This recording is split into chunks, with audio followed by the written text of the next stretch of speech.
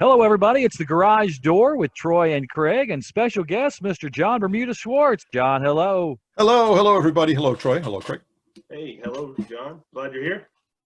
Me too. Thanks. And we are celebrating something that was hinted at in our last interview with Bermuda, and that is John's brand new book called Black and White and Weird All Over.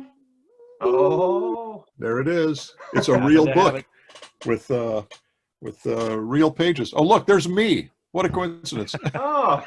See, that's me as a kid. Yeah. Eating a sundae. Yeah. Now, these, John, the background of the book, these are all photographs that you've taken while you guys have been on tour, doing video shoots, correct there? Is that right? Well, this book is specifically in town. I only shot black and white when we were in town. So it's 4 video shoots. There's the Ricky video, I Love Rocky Road, Eat It, and Living with a Hernia. So those span from 1983 to 86. And then there's also a couple of ventures into the studio where I shot black and white. And I got color of our entire career, but this was the only black and white stuff I shot, and none of it's ever been seen. Well, a handful, about a dozen of these photos have been seen before, but not in this quality. We made 8x10s, we cropped them, we didn't balance them very well, and that's the source of every one that's ever been published before. These are all taken straight from the negatives. All the negatives were scanned. These are all new images, even the ones that have been out before. These are new, they're uncropped in a lot of cases. So it's a different kind of a look than anything anyone's ever seen before. You know, the fans haven't seen these pictures, and they haven't really seen very much black and white. So that's the vibe of the book and the title, Black and White and Weird All Over. Oh, it's great. We saw some sample pictures of it before we went on the air, and I just love it. The photography, John, you were able to capture some emotions, I thought, very much so. That was what I noticed, yeah. Well, a lot of these are lucky shots. I mean, I don't claim to be, a great photographer. I mean, I had a camera and I shot a lot of photos. I mean, the subjects obviously make it. And Al loved the camera, and the camera loves him. And I mean, even if he wasn't aware something was being shot, he always looked okay. He always looked good. He sometimes he would mug for the camera. I mean, but he was always, they were always, sometimes he would pose and be nice, and like make a very nice shot, and I'd click 2 or 3 of those, and the best one ended up in the book. And so, I mean, I shot a lot of photos and got lucky with a lot of them. But the ones that were picked for this book are all the best ones. And even the ones that weren't picked are pretty good, but these are like the cream of the crop. And I'm very proud of them. And except for the handful that I'm in, like that picture of me sitting eating on a sundae, on that one video, I handed the camera to another guy, and I tried not to use pictures that I was in, because I thought, well, that kind of takes away from the fact that these are photos that I shot, except some of them were so cool, and I don't mean the ice cream one, but photos where I was in a shot with Al, where I couldn't not use them. Right. So I figured out who took the photos, and I asked a bunch of people who I would have handed my camera to on that video shoot. I said, "Did you take them?" They said, "No, I'm pretty sure I wouldn't have." I said, and I got to the one guy who I was pretty sure did, and he says, "I'm pretty sure I did," and I are not in the same photos together, so it had to be him. That was Musical Mike Kiefer, and he's the guy that does the hand squawks on, and he's also in the video. So there's a picture or 2 of him in the book that I took, and every other picture was in there that I'm in was a picture that he took, but it's just in that chapter. And yeah, there was a picture of me by myself eating an ice cream sundae. The publisher picked that. He says, well, as long as you're including pictures of yourself, you might as well have, they don't have to be with Al. We can put a picture. And there's pictures of the guys, Jim and Steve have their own photos in there and stuff like that. So it's pretty comprehensive. I don't want to say that every photo has a picture of Al in it, but it's all, certainly 90% of them do. And the rest of them are very heavily Al related, like it's one of us in the photo, or sometimes though, a couple of the guys are in the photo. And it's just, the book turned out really good. I mean, once I got to see a physical copy, I was really, really happy with it. Now, the shots were taken 83 through 86. Is that correct? Roughly? These shots, yeah. Yeah. And mainly black and white. Again, that's why it's called Black and White and Weird All Over. Weird. These are basically all of the black and white. I started shooting black and white with him with the Ricky video, so that was April of 1983. I don't have any black and white that I shot of him before that, and I also have color photos of on the Ricky video set. In all of these chapters, there are color counterparts. They're not the same photos, obviously, but I would either switch a roll of film, and then eventually I got two cameras. So I'd carry one camera with color and the other camera with black and white. And so I have color photos and black and white photos that were very obviously shot in a sequence at the same time, where I'd hold up one camera, okay, wait a minute, and then I'd hold up the other one. And, while Al very patiently waited, he was really good about letting me take pictures. There's one picture in the Ricky chapter where he's giving me kind of a look like, geez, do you have to take every single photo of everything that goes on here? But I'm in the bathroom, for goodness sake. Yeah. But at that point, he already knew that I was taking a lot of pictures. I mean, I had the very second time he and I got together. I mean, the first time I met him, I didn't have a camera. Second time I saw him again, I had a camera with me. I mean, I literally from that day forward, I had a camera with me all the time. Now I have a camera in my phone all the time, Right. but I always carried a camera. And I didn't shoot black and white until that first video. And then kind of sporadically over a few years, there were a couple of videos I missed altogether with black and white. But after the Living with a Hernia chapter, that video, 1986, I never shot black and white. I don't think of anything again, certainly not of him. Huh. So it's a special book, one, because it's that era, and there's not really any comprehensive photos from that era. The people weren't going wild with cell phones and putting them up and Instagramming them. I mean, there was no such thing in the 80s. Right. And the fact that nobody's seen these, and the fact that they're insider photos, these aren't a bunch of publicity shots that, were just for the press. These are an insider looking in, I guess. That's what makes them special. I mean, to me, that's what makes them special. Right. And there were just, when I asked Al, this started a little over 3 years ago. And when I asked Al, I said, I re-stumbled across all these black and white photos. I never published these. I never even printed them. They were just contact sheets. And I said, can I look into maybe putting out a book or doing something with them? Can I put them out there? He says, yeah. And he didn't, because he had never seen them. He hadn't seen, other than the handful from Ricky and I Love Rocky Road that were printed up. And it was literally just a handful. I mean, none of these had been seen ever. I mean, none of the Eat It ones were ever seen. I was the only one that really even knew about them.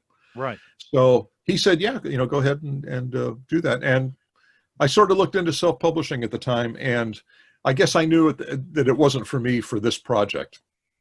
It's so expensive. It can be. Well, it's expensive. And not that I'm doing this to make money, because trust me, as an artist, we don't make a lot of money. and I'm not going to sell millions of these where it's like, where it's all going to work out in the end. It's like, no, I'm just, this is paying for my time I retouched everything. I've been, handwriting interviews and stuff like that. And, wrote all the chapter stuff. Al wrote the foreword for the book, which is pretty cool. But I realized with the self-publishing that at having to personally pay like maybe $20 a book, it's like by the time I have to make a couple of bucks on it and have to get packages and have to ship them and do all the, it wouldn't work out. Nobody would buy the book for $40 or $45. Well, I know, John, you worked hard to make this affordable for the fans. I mean, I think retail, I think you're talking 30, is that right? It's 30 to 30. The retail price is $35, and some places are selling it for less. Amazon ran a sale on it originally for like $25.59. Oh, wow. Which is a great price and a very curious price. And I'm surprised no fans, if there are any fans watching this now, you'll know what that was. I figured it out a little later. They offer, that's an odd price, $25.59. Yeah. And I looked at it, and where they say what the discount is, this is a whatever percent discount off the retail price. It was 27%. Now, 27 is a very magic number among Al fans. So somebody at Amazon, that wasn't a chance thing, because they could have put $25.95. I mean, they could have made it a legitimate. This $25.59, somebody figured that out. Well, Bermuda, would you mind explaining that? What that is? Well, 27 was just a number that keeps cropping up. Originally, it was just sort of a gag, and then later on, Al began forcing it in different places. But it's just one of those numbers. That's Al's number. Okay. 27. And sometimes he messes around with it, like he'll say 26.5, or something. But I mean, it keeps cropping up. It's not that prevalent much anymore. I mean, if he does it, it's kind of just a little high to the fan kind of thing. Mm-hmm. But that was just a number that sort of cropped up, and sometimes coincidentally, but mostly he just sort of threw it in, and people, that's his number. So So for example, on these strips here that I will explain in a second, the film strip starts at negative number 27. And I didn't cook that up. I did find a strip that actually started on number 27. So that's a little, for the fans that see what that is, that's a little nod to them. That's very cool. I'm sure they'll pick up on that immediately. So somebody at Amazon is definitely in the know. Oh, yeah. You know? But yeah, they did not pick 2559 because they thought it was a funny number. They did that so they could show 27%.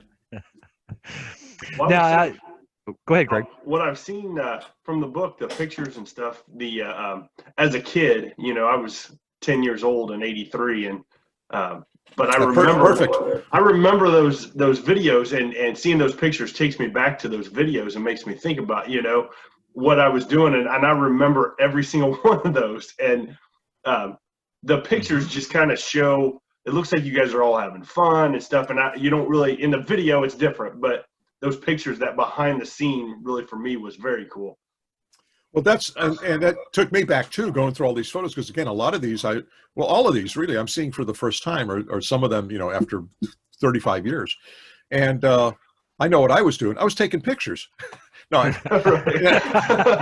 but it was fun. I mean, it's still fun. You know, it's still, and the cool thing is, I was able to take. First off, there were no other. You know, not everyone was running around with a camera. Not everybody. Right. Nobody had a phone with them. You know, I mean, it wasn't possible to do that in the way that it has been in the last 10 or 15 years.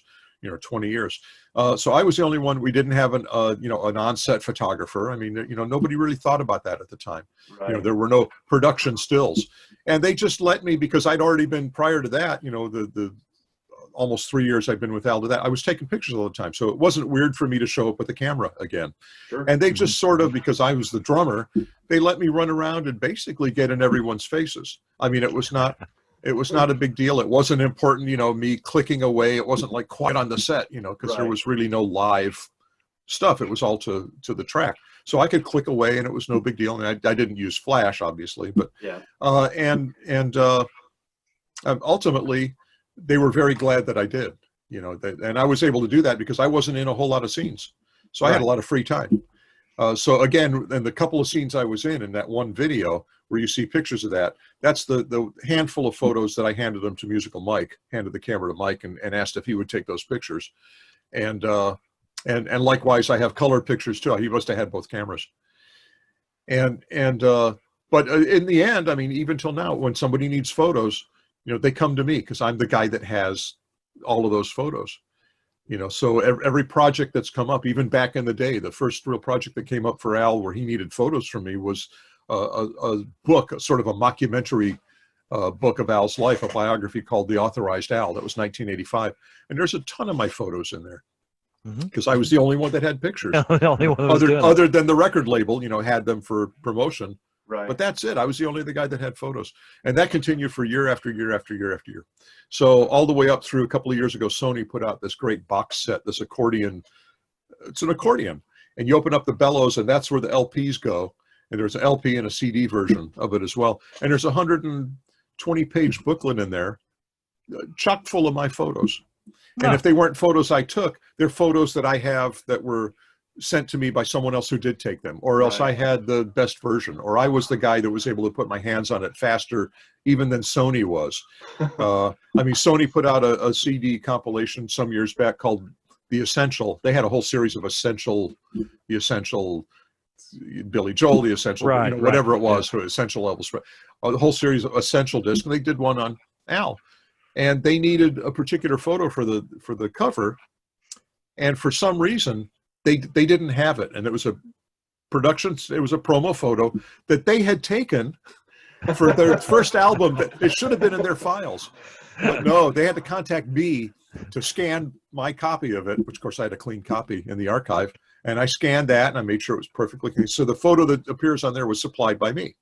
Did I get a thank you? No, but they sent me 60 CDs. So well, okay, that's better than a thank you or 25 or 50 bucks or whatever. It's great that you're the archivist, though. I mean, that's lucky and lucky for fans and lucky for everybody.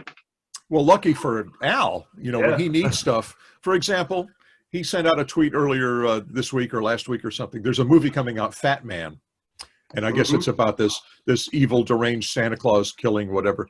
And Al did put out a tweet about a song we did back in the 90s called The Night Santa Went Crazy, where he shoots up people, and it ends up, there's two versions. One, he ends up getting killed, and then there's the version we released where he ends up in jail. And anyway, and so Al put out this tweet, something about, about how this thing was, taken from his song, basically, from way back. Al thought of this 25 years ago. Anyway, he wanted to put out a graphic. He wanted a copy of the cover of, there was a promo CD, and he wanted a copy of that. Like, he couldn't go into his closet and go find one. Right. And he says, I know you can find this faster than I can. Can I get a scan of The Night Santa Went Crazy? Which I, of course, went right to it and sent it off to him. So in his tweet, that's my scan. Well, anyway, John. Go ahead. So anyway, so it's years and years and years of people and press, if it's Rolling Stone or if it's whoever it is. Roland now is doing, Roland, a musical instrument company. Al is a Roland product endorser. They needed some photos of him with their product. So I went back through the archives and immediately found like 20 photos of him with a whole series of different keyboards. He's plays a Roland accordion. I've got pictures of him with 2 different Roland accordions. There's this keytar, which is this it's a Roland Axis, but it's called a keytar, and it's a keyboard that's like mounted in a guitar body. So you play this with one hand and you sort of fret it with the other, kind of a thing. Gary Wright played that in Gary Wright. What was his big hit? Come on, Dreamweaver. Yes, thank you. Yeah. Okay. Yeah, so I got pictures of him with that. Now, some of these are pictures that I took. Some of them are pictures that were taken of him on stage that I have, at my fingertips. So anyway, so whoever it is, and I don't, I charge Sony for it, but that was a major thing. But for the Roland thing, for example, I just, I spent about an hour on it, and it's like, that's fine. It's not a big. I mean, I owe Al a lot. I owe Al a lot more than he owes me.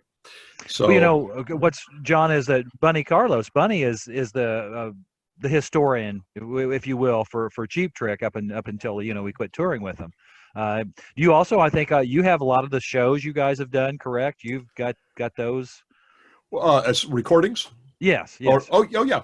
Especially early on, I taped, on cassette. I taped almost every show we did for years and years and years and years. I got my first video camera in 1987, so I started videoing the shows, and I got a whole series of different video cameras. Then we began having a video camera out at front of house that just recorded a stage shot and had those. Then we began recording shows digitally in multi-track, and everything that went through the board. So I've got a bunch of those. I mean, I've got out of 1,800 shows that we've done, I probably got 800 or 900 or 1,000 of them recorded in some fashion. Now, a lot of those are probably not watchable other than to a hardcore fan. It's not something we could really put out. And some of them are quite good. Some of them we were able to get. A couple of tours ago, we had in venues that would have like different cameras shooting the show to go up on big screens. They call it an iMag. They would actually, some of the venues did like really nice productions. They would, dissolve things and cut and, do like really, they're used to doing rock acts. So they would do like a really nice production. And then we would get like a digital file of it at the end of the night. Oh, that's cool. Of this highly produced, and it was a board mix, and it was really, really, like at Red Rocks, at one of the Red Rocks shows we did, we've got that, and it's very, very cool. Not something I don't think we could put out, but so it's nice to. But even though I'm not responsible for personally doing that, that is also in the archive, and I could put my fingers on that, in a couple of minutes. So yeah, I've just sort of, and not just images, not just photos and audio and stuff, but different books, product. I mean, I've got 1,700 pieces of Al audio and video that have been released around the world, promo items, promo audio and video items, a ton of stuff. In addition to probably 100,000 photographs of Al. About 20,000 of which I've taken, and then the rest came from fans that have shot stuff on stage or in the meet and greets or stuff. So I got a lot of photos of me, with some of the fans and stuff that they've taken and that they've sent me. Oh, wow, John. Yeah, and you must have a... Go ahead. No, I was going to say a very understanding partner. Very Yes. understanding wife. Well, she understands that when I go, all of this stuff gets put off on Al. She doesn't have to deal with any of it. And he knows what my archive entails. Now he's got obviously a lot of very cool stuff, but I've got just impossible things. And some of it I know he'll appreciate it, and a lot of it it's like, God, what is this junk that he's filed, that he's hoarded away all these years? So I've got stuff that he has no idea about. Yeah. And I'm sure he'll go through it all. He's not just going to wholesale get rid of it, throw it out. It's just because I collected it. He's going to want a lot of stuff that's in there, and I know he'll appreciate, and he does appreciate that I've got those things. Well, I think as fans, I'm just appreciate very much first of all, for the book, just the images are so. I love black and white as a medium. There's the book. What's that book? What's the book's title again? What is it? It is black. I think I can illustrate this a little bit better. Hang on, let me see. Do I have the right? Am I doing the right? There we go. Hey! That's the book. Black and White and Weird all over. And I'll tell you one other thing that the fans didn't get the 27% thing on Amazon. And they've known about this title for a couple of months now. Nobody's figured this out. It also says Black and White and Weird Al Lover. Hey. I didn't do that. That wasn't my, that just, and that's not my title either. That's neither the title, the publisher or I came up with that title. I had a different title. And I'll tell you, I had a completely different title. The official title is Black and White and Weird All Over, The Lost Photographs of Weird Al Yankovic, 83 to 86. Well, that's a mouthful. Anyway, the title I had was It Don't Matter If They're Black and White. All right, like the old Michael Jackson song. And which we did a parody of. It wasn't released, but we did, and we played it live, called Snack All Night, but that's another book. Anyway, It Don't Matter If They're Black and White. Photographs from the camera, unseen photos from the camera of John Bermuda Schwartz. And I thought, well, that takes care of that. I'll market it to Al fans. They'll get it. I don't have to, it doesn't have to be a particularly clever title. Who needs Al's name in it? Anyway, well, apparently we did. The publisher says, well, first about your title and your subtitle. First off, you don't mention Al's name anywhere. Would be nice to put Al's name in there if someone's searching around Amazon for something or whatever. The book will come up. Maybe they'll buy a book. I said, oh, that's something a self-publisher wouldn't have told me. Right. They would have gone with my title, and I would have sold 1,000 books, and that would have been the end of it. And he says, and about the title, it don't matter if they're black and white. He says, that might be, this is 30 years on now.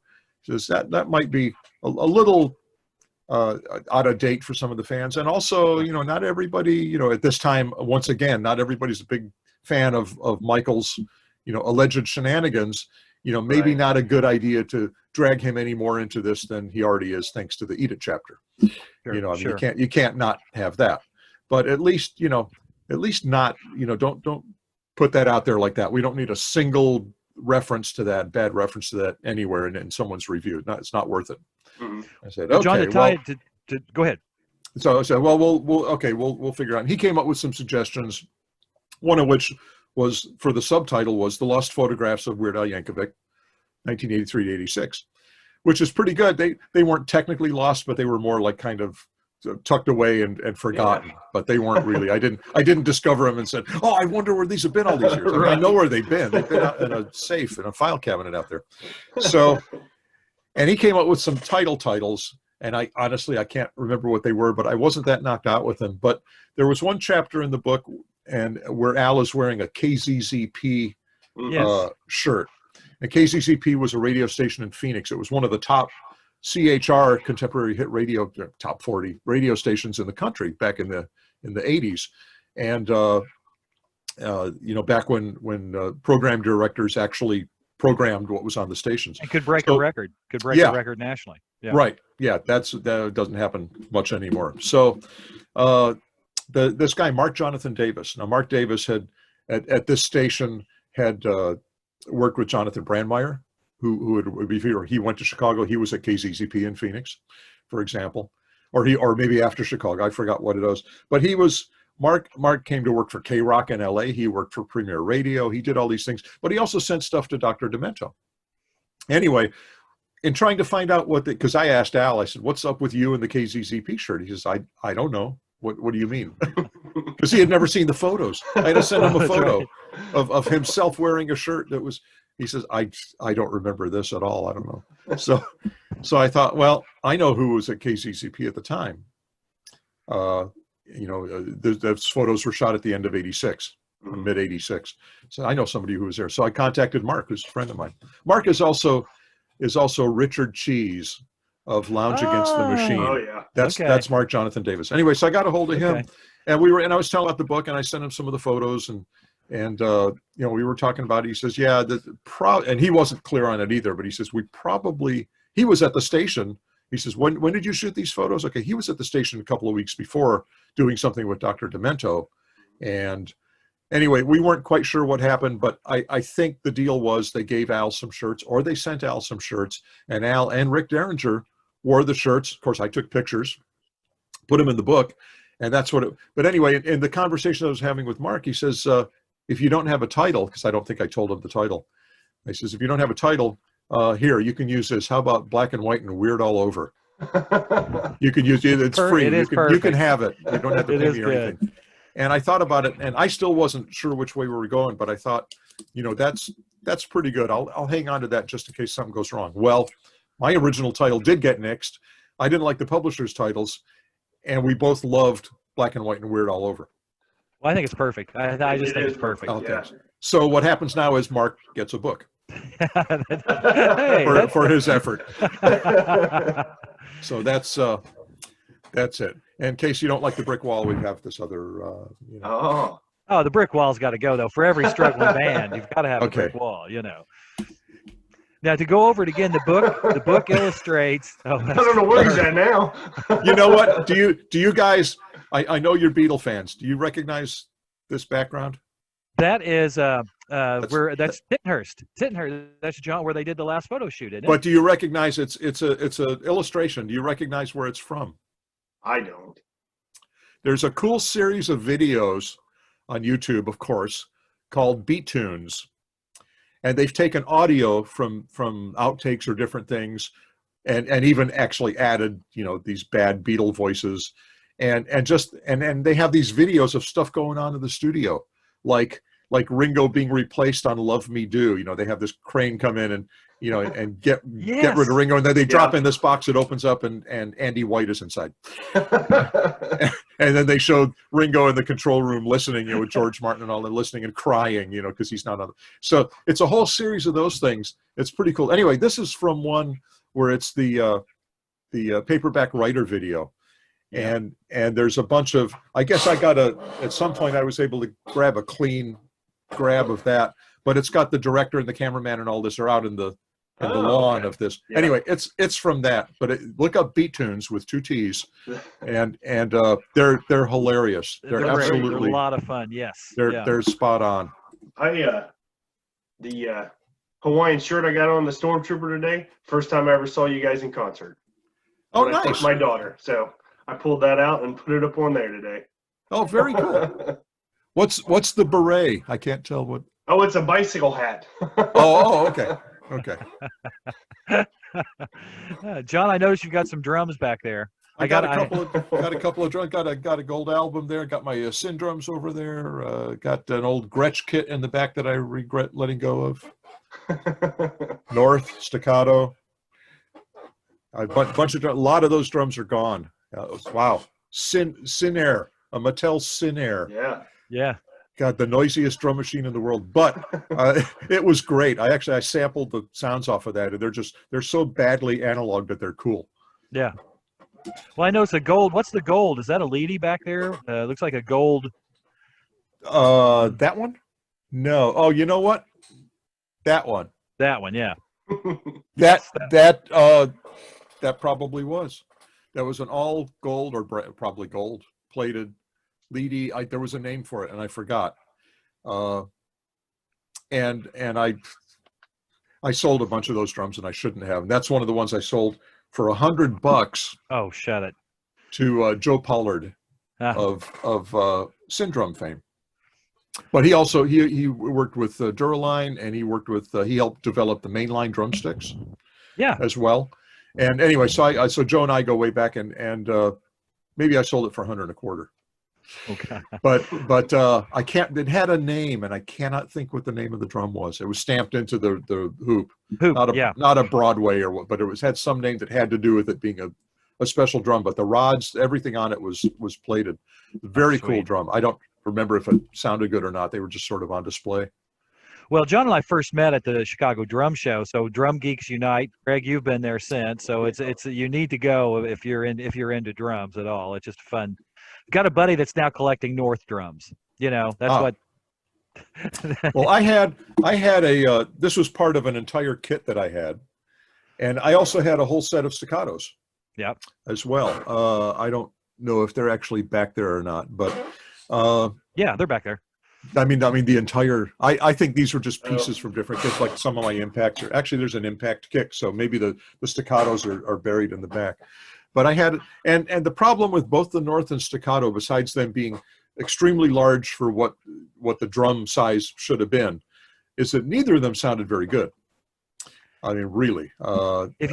And I got rid of both kits, and I sort of regret it, but each kit took up like twice the amount of space that a normal kit would have taken. So in getting rid of those two kits, I probably brought back 4 more to replace them. And so I sort of net zero. That's how they multiply on the drum kits. Yeah. This was 1985. This was a very small portion of the stuff I had even then, and nowadays there's not a room big enough to put all of my crap in. Yeah, I hear you. As you can see behind me, I've ran out. I have too many drums. But well, now speaking about drums, I got to ask. Last time you were on, we were talking about how it's kind of been a hiatus of touring, but you had this new digital. What I call Oyster Black Digital Pearl from Ludwig. Could you tell us a little bit more about those drums again? Oh, yeah. I don't have a photo of those, but what it is they're in here somewhere, but I can't get to them. It's a black and white. It's I'll tell you where it came from, and Uli might not enjoy me telling the story, but it's not. They didn't invent this. It looks like, if you can imagine digital Oyster Black, I'm sorry, if you can imagine Oyster Black Pearl digitized pixelated to where it just became like a bunch of squares and bars and of different shades of gray and black. If you can imagine what that would look like, that's kind of where this got its name, but that's not where it started. They didn't decide to just mess up a classical finish. He was in the Charlotte airport one day. Charlotte airport is the airport that people fly into to go to Monroe, where the Ludwig factory is. So when the people from Conn-Selmer and Chicago and the rest have to go to Monroe, they have to fly into Charlotte. So in the airport there at the time, there was down one of the long escalator, tramway things that you stand on to get from the terminal to the baggage claim or whatever, there'd be a wall, and a lot of times there'd be a mural and stuff like that. Well, there was one wall that had this giant digital screen. And it was one of the things that went on the screen was this sort of juxtaposed black and white and gray geometric thing, with a lot of kind of vertical and sort of squarish, horizontal, rectangular bars. And he took a picture of it thinking that might make a cool drum finish. And I think later when he looked at it, it's like, that looks like if you digitized Oyster Black, that looks like that. So that became digital Oyster Black, or digital Black Oyster. They had to call it, like all the drum guys started calling it Black Oyster, so Ludwig had to do that too. But it was originally Oyster Black Pearl. John, what sizes do you play in concert usually when you guys are on tour? In concert, I like a 24-inch kick just for the size of it. Now I've got my kick padded up pretty bad. I mean, it seemingly doesn't make a sound, but you put a mic inside and all of a sudden it's got some depth and it's got a little bit of boom to it, things that you don't hear from the backside. So I'd like a 24 just so it looks a little bit bigger. And you have a Kelly shoe in there, is that correct? I have talking about shoe. It was there. I got 2 Kelly shoes. One holds a mic, a flat mic, that lays on the pillows by the batter head. That picks up my kick for my thumper, my butt kicker thumper. Mm-hmm. And they also mix in a little bit of that for attack. And then there's a horseshoe one, the traditional one, that's got it's a Shure Beta 52, I guess, is one of the sort of biggish mics, the low end mic. And that's in there sort of in the drum to pick up a little bit of the air. And I think that's where the sound out front, I think it's picking up that air movement inside there. But it almost really doesn't matter what size I play because it's so padded up. So I play a bigger kick just to have it look big. And then for toms, and this has been pretty consistent for many, many years, it's 12, 13, 16. And that's just because that's kind of what I grew up with. I never gravitated much towards 10-inch toms. I think on one tour I had a 10-inch. Never used an 18 on tour, although I'll use them to record and to do local gigs. But a pretty standard, I forgot what they called it, but it was almost like a Hollywood outfit, a Ludwig Hollywood outfit. And then they might have called it something different when it went to a 24, 12, 13, 16. But these were all ordered separately anyway. So my current kit is a classic maple in teal sparkle, which is a very pretty, almost a turquoise sparkle, and already a discontinued finish. It was out for a couple of years and already done. So I've got already a rare kit of classic maples. And then snare-wise, I used just a 6.5, 14 Black Beauty, and I've used that for 13, 14 years. And the clear coat on the outside is completely eroded away. It's down to the black nickel, which has now started to turn blue and brown and all these terrible, it's got a patina on it that's pretty incredible. So it's a very ugly drum that's very cool as well. Like the old Ludwig Deluxes from the 20s got this sort of patina on them. I'm sure they never looked like that when they were brand new, but that's the look we like now. Like white marine pearl. If you see a white marine pearl kit and it's white, it looks really weird. You expect it to be a little bit yellow. Yeah, the yellow even if it's brand new, you expect it. You're used to seeing a slightly, cigarette nicotine tinged, look to it. Anyway, so those are drum wise. That's what I'm using on the road, and I'm hoping to take out the digital black, and those are exclusive, unless you're Questlove, who got them put on his classic maple kit. Yes. Those are exclusive to and I love Questlove, but anyway, those are exclusive to the new Sonic Ludwigs, which is a line they came out with a couple of years ago, and it's actually, they're made in Monroe. It's an American-made shell. They make them in the factory, and it's a different shell. It's a very different shell for them. It's a hybrid shell with maple and cherry. So there's maple on the outside, 3 plies of maple on the outside, 3 plies of cherry on the inside, and they're very thin. And then the wrap, it's not really even a wrap. It's like the 7th ply is put on in the mold. And there's a limited amount of finishes. So this digital Black Oyster is it's like a kind of a Formica feeling finish, but it's part of the drum. It's put on and is part of the drum. Yeah. It's not applied to an existing shell. So it is apply. And I think that's why the shells resonate the way they do. They sound incredible. I mean, they just sounded fabulous. And I loved them when they came out 2.5 years ago. I loved them then. I don't know why I didn't grab a kit then. They were fairly limited in size and fairly limited in finish. Mm-hmm. The next year they had this kit and they come out with a new finish, coral or pink or whatever it was, or salmon or whatever. They call it coral. And I go to NAMM and I help Ludwig set up. So I'm in there on Monday, even though show starts on Thursday. And we unpack the kit. And I think on the Tuesday, I go around and I would tune all the drums. And on the Tuesday, again, there's nobody in the place. And I'm playing the drums, and I went to the guys at Ludwig. I said, I'd like to, if this kit isn't already sold, if a dealer hasn't already bought it, I'd like to take this kit at the end of the show. He says, no, Bob Rupp already got it. No, Rupp. Bob is not even here. How the hell did I'm tuning these drums. How did he get this kit? He's not even here yet. How did he know? Anyway, so I missed out on that. So when I knew and Uli over at Ludwig told me well in advance that digital Black Oyster, he says, this is our new finish. I said, you know what?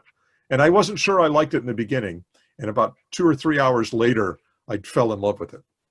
And I said, I hope you're bringing a kit like that to the show. And if so, I want to take that kit. I want to put my name on it now before Bob or anyone else does. Anyway, I didn't get that actual kit that was at the show, but I did get the same kit. And it was a traditional classic, a Ludwig super classic, I think. Super classic, yeah. So 14 by 22, 9 by 13, 16 by 16. Yep. And which are also in my range of sizes. I don't like too deep of a kick, 14, 16 at the very most. But it's a very classic, kit from that era. just with a digital look, and in my opinion, improved shells. I really love the sound of these drums. So the idea is to take these drums out on tour next year in 2021, if everything looks good. One problem we're having is they only are doing these digital finishes, this particular wrap, on certain sizes. They've only got one configuration, and it's this 22, 13, 16. Of course, I use a 12-inch tom. I can go with the 22. But I would want them to make me a 12-inch tom, and it's not. You would think, well, we'll just make because they make a 12-inch New Sonic. Well, we'll just take the 12-inch and we'll just tell them to put that wrap on that 12-inch. It doesn't work that way. They have to have a stock number that says you take this shell in this size and with this lug and these heads and this badge and these choice of wraps. And if the digital black is not in that choice of wraps, and it's not, yeah, they won't make the drum. Yeah. Did I mention that Questlove got his wrap on this whole other series of drummers? Yeah, how'd that happen? This whole other classic maple. I don't, just because he's what on TV. Just because he's on TV every stinking night. That's not fair. And he's a spokesman for all these, I mean, he's the Dave Grohl of the drummer world. That seems odd to say, but as far as being out there, he's the guy that's featured on TV talking about musical groups and the industry and stuff like that. As is Dave. Anyway, so what I'm waiting for, me too. I'll tell you a Questlove thing in a sec. So I'm looking for a couple of other sizes. Ideally, I'd like them to make a 24, which they don't make at all in the new Sonics, but I want them to make me one anyway. They won't. But I want them, they have the wrap, they make a 12-inch tom. I mean, I want them in the correct, 8x12. And I've asked if they'll do that. Anyway, they tell me they're expanding their sizes and the wraps that they'll use. And, hopefully, we'll get that to happen. Not that I'm in any giant rush to use that. We're not going out till, not immediately next year anyway. Anyway, real quick about Questlove. We did Jimmy Fallon's late night show many years ago. And he wasn't the Tonight Show host yet. And that was the first time you really heard about the Roots, and Questlove, really. So we were on there. This was maybe 2009 or 10 or 11. We went on there to do one of our songs. And we did a run through in the afternoon, did a sound check basically, and they did all the camera blocking and stuff. And the Roots were in there. Also, I don't know why they would need to do a sound check, since they play every day. But they were in there. They were all there and on their bandstand and, watching us. Jimmy Fallon's a big fan of Al's. That's, a part of, we were his first concert ever in Poughkeepsie, New York in 1984 or 5. He saw it at a place called The Chance, which was just sort of a club. We were just doing clubs then. And he still got his tickets from that first concert. Wow. Anyway, so Jimmy's been great in terms of promoting Al and doing other stuff. Anyway, so we were on the show. So I went over, when we were done, and I went over to introduce myself to Questlove. I said, hi. He says, oh, I know who you are. Big fan. So that was very, very cool. That's and awesome. it turns out he's a big fan of Al's and, knows me and all of that stuff. So that was really, really cool. So I don't begrudge Questlove for anything other than getting my finish on his drums. Right. Well, John, I don't want to get you in any trouble, but you did mention a little bit about a tour. Can you give us any hints at all, any idea? I know everything as of right now could shift suddenly, but anything you could let sneak out? Yeah, speaking of shifting, this is what the venues look like right now. Yeah. There's Chastain Park in Atlanta. Red Rocks, at least they kept the rocks at Red Rocks. Here's, I don't even know what this place is. Carnegie Hall? Empty. That, you know what? That, no, we haven't played Carnegie Hall. We will one of these days. We're going to play Carnegie Hall. Oh, big arena, no people. Oh, too bad. It's sad to see. I do have one fun one. Hey, it's the Hollywood Bowl. That's very cool. Give us a sound check. Hit that crowd. Hit that China. Hit that China for us.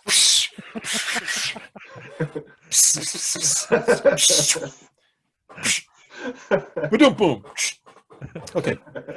You know what? This I'll tell you about the tour in a second. This is a really rare photo, and it's rare because they don't want you to take pictures when you're on the stage at the Hollywood Bowl.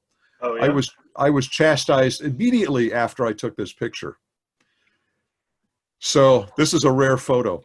Why? Why? What's their thought process on that? I wonder. I don't know.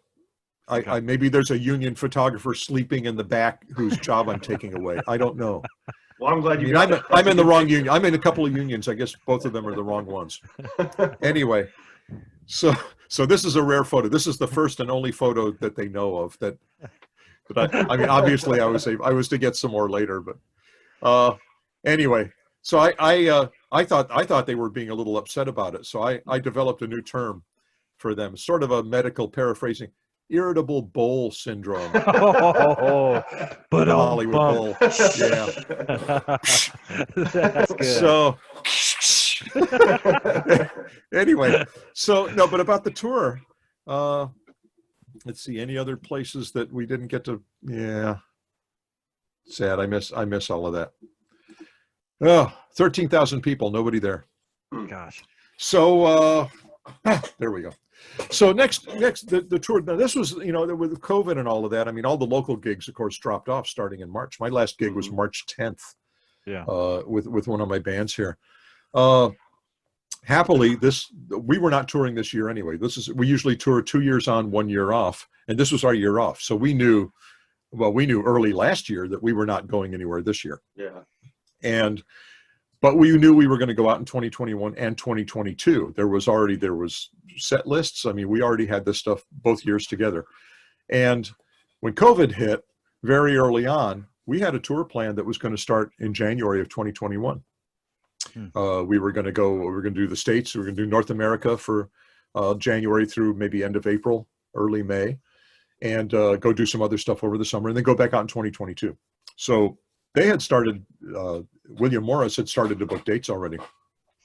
And when COVID hit, and this was already, they very early on, like mid-March, they said, you know what, no one's going to be doing anything for a while. We're going to delay, we're going to postpone the tour. We'll look at later in 2021, hopefully things will be together. And they've already begun booking some dates for later in 2021. I can't tell you exactly when. I can, but I won't tell you exactly when. Right. But there are some dates booked as well. So they're working on that. Whether that becomes a reality, remains to be seen. I mean, I sincerely hope it does. And I think it all depends on getting a vaccine that will work and that people will take. And I think once we get to that point and everyone sort of has some protection, it's all going to come back hard and fast. Sporting events, all clubs, eating in restaurants. Be busy then. And people will be after, probably what's going to be a year or more off from doing stuff like that. They're going to be rabid. Yeah. Oh, So yes. you're going to see people are going to be packing clubs. Live music is going to be huge again. Venues will be packed again. They will be champing at the bit, as they grammatically correctly say, because chomping can hurt. Ow! So you don't want to, you don't want to have that. Yeah, chomping. Right.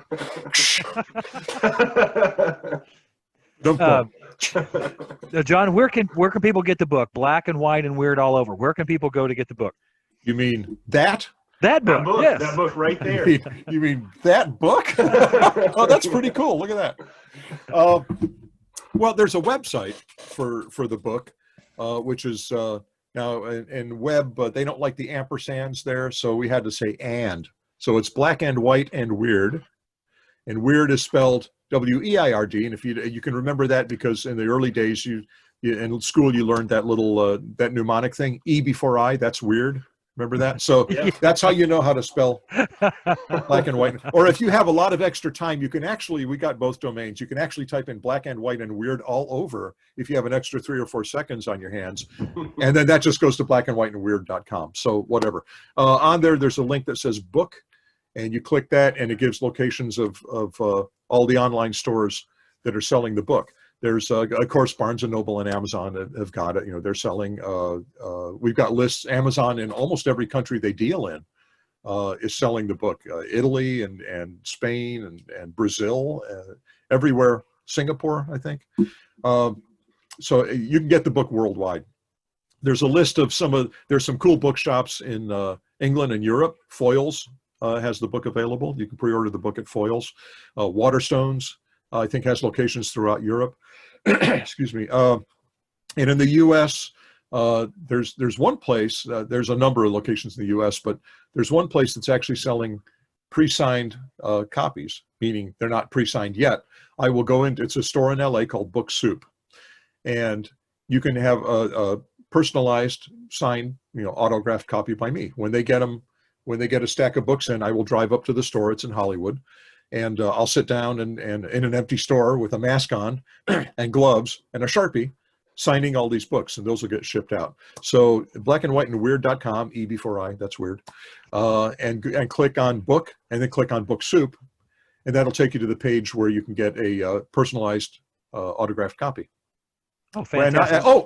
And not just that, and it's the $35. It's the selling price, but you also get, I don't have them in front of me, but you also get a set of postcards, 5x7 postcards suitable for mailing, and nobody's going to mail them, but so it's a very cool thing that I think only they have. I think they've got the only ones that are doing that.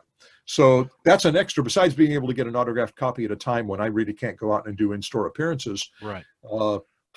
That's the only way to really get that, and you get the postcards to boot. So Book Soup is kind of the cool thing. Amazon is, they'll run a sale on the book sometimes. So it's just, right now they've got it at $35, but I've seen it for $32.50. I saw it for $25.59, which is a 27% discount in Al folklore. Wink, wink, nod, nod. 27 is a good number. In fact, that was on that sale price when it was announced early in August. Yeah, as a matter of fact, on one of Weird Al's albums, I think if you spin it backwards, no, that's number 9. Never mind, that was the Beatles. Sorry about that. Al does have some backwards masking in some things. One of them says, "Gee, you must have an awful lot of free time on your hands." So anyway, so the autograph, so there's Book Soup has got these pre-signed, not pre-signed, I mean, I'm going to go in and sign them to order, basically. And they're also doing something else. The publishers created these book plates. And a book plate is a sticker. If you've ever gotten a book that's autographed, and sometimes you see the book and it's got a sticker with the autograph on it, it was put on later. We've made them up. And what we've done is we've made up some negative strips from the book. And this is a sheet of them. I signed 900 of these a couple of weeks ago, and I signed my name in the middle, and that gets pasted into the book. And then that becomes an autograph. It's not personalized, but it is my personal autograph in the book. And Book Soup won't have those, but a couple of the other independent bookstores will have those, and they'll be able to announce them at the time. I don't know exactly who's getting them right now. Okay. But an actual signed book comes from Book Soup. These book plates will wind up in some other books, and those will be announced on Black and White and E before I. Right.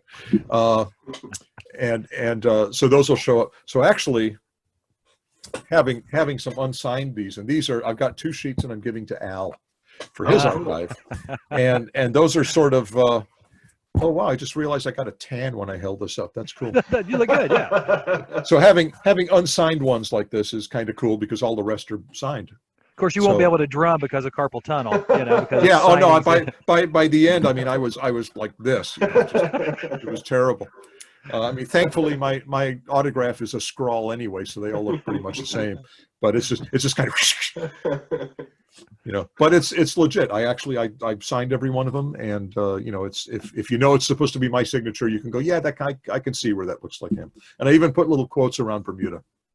So again, if you want to find the Book Soup is the name of the Los Angeles Black and White and Weird all over, want to find it.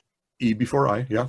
After W. Yeah. No. But if you click on right, and and then you click on the Book Soup link, and then that takes you specifically to the page that has the pre-signed or the personally signed, the personalized. That's what it is. Okay. Very cool.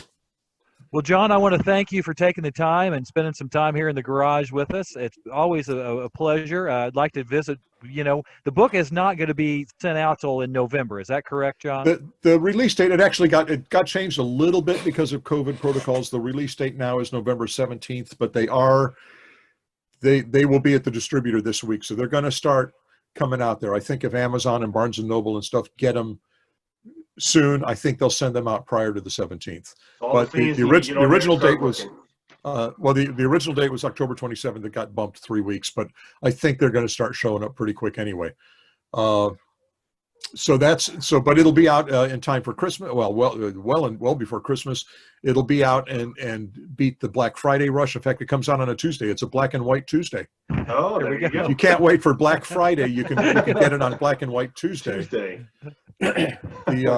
The 17th or the 10th or the 3rd or whatever Tuesday it actually shows up, it'll be out. And it's a really nice book. And in case you didn't catch the title on the front, they put it across 2 pages in here. What's the title again? What is that title again? Black and White and Weird all over. Oh, that's it. Some pictures go across 2 pages. I mean, it's a 9x12 book. So it's a great book. It's a great book. I think I got to figure out a way that I can have this here and then like pull it off the wall. Next interview. Well, John, we'd like to have you back in the garage. Maybe in a month and a half, and just talk about the book again. And because I think it's just a great value. Yes. Well, thank you very much, and I appreciate it. And hopefully next time I'll be able to talk a little bit more about the tour. If I know more about it, right. Things begin to open up a little bit. California is a tough state on COVID, and they've got things pretty locked down. And they're just beginning to, they just opened up the malls. Only 25% capacity, but they've opened up malls now, and they're starting to, people can eat in restaurants, but outside. Yeah, and they're loosening up a little bit, even though things are still a little dicey right now. They're trying. They're really trying to make it work. I think they've opened up hair salons again and barbershops. Not that I need to, But, I mean, I haven't been in a barbershop in probably 8 months, and you wouldn't know. So, anyway, but yeah, hopefully I'll know a little bit more soon, and be out there next year. And I expect a lot of the fans that have bought the book to show up with them and have me autograph them, and maybe have shoo, have them. That never gets old. And if they show up at the shows, I'm happy to autograph them, and they can try and get Al and some of the guys and stuff like that. So it's really cool. I'm very proud of this. And interestingly, I mean, the book has been developing all year, but it didn't come up as a result of COVID. This had already been in the works. Yeah. And happily, the COVID thing didn't really change it coming out. It didn't change anything about it. It delayed it by 3 weeks. I can live with that. So, but thank you for letting me come on and talk Thanks about for it. Coming on. And show some of my my fun backgrounds here. Let's see. This is I'm in Surfer's Paradise in Australia. How nice. Well, I got to see the one you kind of have a Simpsons one. I thought I saw earlier a little bit. Oh. Well, I have to hang on. Okay, you ready? It's a story of a man named Bermuda. Love it. Yes, and then Simpsons, there's me with facial hair. There's me with hair. There's me, young me with hair. Anyway, the Bermuda bunch. I love it. That is so great. Anyway, there you go. Well, back to Chastain Park. If only you had a George Eliot drum, you would be in perfect shape. Ooh, that's a beauty.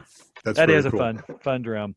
Well, John, thanks again for hanging out in the garage with us, and let's stay in touch. And maybe in a month or so, we can check back in with you if you've got the time. Cool. I got nowhere to go. We'll be tracking you down with our books so you can sign them for us. All right. Thank you, guys. Thank you very much. Thank you. Thanks so later. much. All right. Bye-bye. Bye.